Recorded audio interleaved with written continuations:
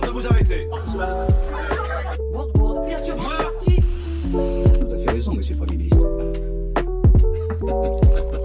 Qu'ils viennent le chercher.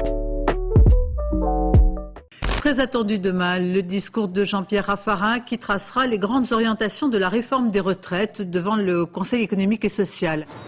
Parmi les 15 millions de retraités français, tous ne sont pas logés à la même enseigne. Les salariés du secteur privé dépendent du régime général, 40 ans de cotisation, une retraite calculée sur les 20 meilleures années de salaire. En moyenne, ils cessent de travailler à 61 ans. Mais il y a eu quand même une ferveur populaire, puisque les Français sont majoritairement opposés. Et pourquoi ils sont opposés en fait à cette réforme des retraites? Parce que tout le monde travaille et tout le monde mesure la pénibilité de son travail. Et ça, c'est la première chose. Même quand on a 35, 40 ans, je veux dire, les études le disent, hein, il y a un Français sur deux, plus d'un Français sur deux, qui dit qu'il se sent incapable de faire le même travail à 60 ans. Je confirme donc ce jour que le corps de la jeune Siem a été retrouvé cette nuit aux alentours de 1h du matin. Et que sait-on du profil du suspect, Stéphane ? Eh bien, écoutez, c'est un multirécidiviste âgé de 39 ans. Son casier judiciaire fait état de 13 condamnations, dont une lourde peine, 12 ans pour vol à main armée. Il était également attendu cette semaine devant les assises du Gard pour vol avec violence et séquestration. Procès bien évidemment ajourné. Vous le disiez, cet homme de 39 ans, multicondamné, a parlé de relations amoureuses avec la jeune lycéenne.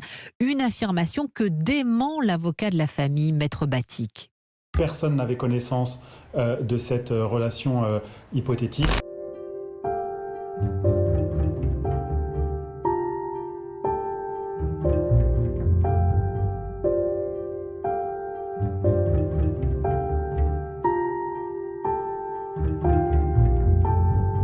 C'est ici que jeudi, la veille de notre tournage, des combats d'une rare intensité ont opposé forces israéliennes et militants armés.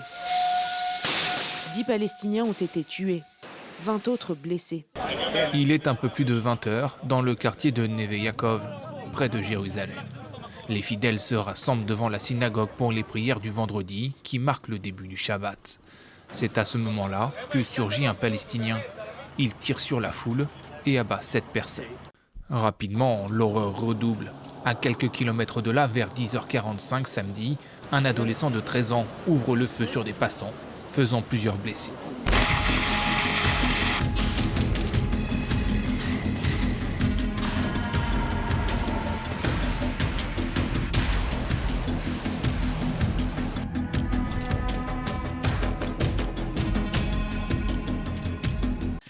On prévoyait que l'économie allait s'effondrer. On prévoyait des années de disette, des années d'asphyxie pour la Russie. Et voilà que les dernières prévisions du FMI de croissance nous disent tout le contraire. Non seulement la Russie ne va pas plonger dans la récession, mais sa croissance dans les 2 ans qui viennent pourrait être supérieure à celle de l'Union européenne ou des...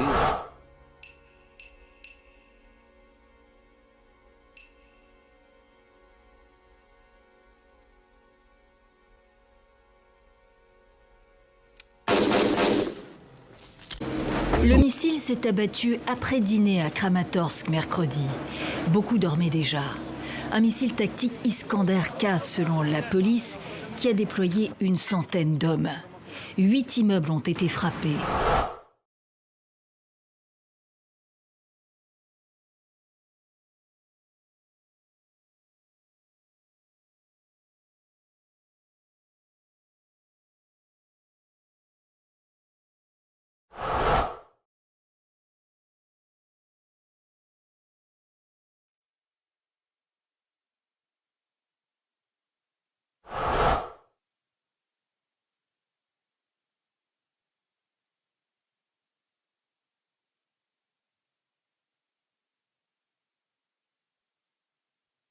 Breach of discipline for refusing to go back to Ukraine. He was dismissed from the army. A Russian human rights group, Gulagu.net, has helped him leave the country. Я прошу прощения у всего украинского народа. I apologize to the whole Ukrainian nation for coming to their home as an uninvited guest with a weapon in my hands. I don't even have a moral right to ask for forgiveness from the Ukrainians. Han dejado a sus hijos, a sus familias. Viele hier haben ihre Kinder oder ihre Familien verlassen. Wir sind hier, weil wir dafür kämpfen, dass unser Land uns nicht weiter mit Füßen tritt. Le Nil, ici en Ouganda, est un grand pourvoyeur de poissons et donc d'argent pour ces pêcheurs. Mais les usines textiles sur le bord les inquiètent de plus en plus. Ces usines déversent les produits chimiques qu'elles utilisent pour traiter les peaux d'animaux et cela tue beaucoup de jeunes poissons. Elles rejettent toujours les produits chimiques lorsqu'il pleut et beaucoup de poissons en meurent. Dans la barque de Joe Wally, les poissons ne sont plus assez nombreux et peut-être moins digestes. Shell has refused to accept liability for the oil spills. The company blamed the communities, saying they caused the oil pollution after breaking its pipelines to steal crude oil.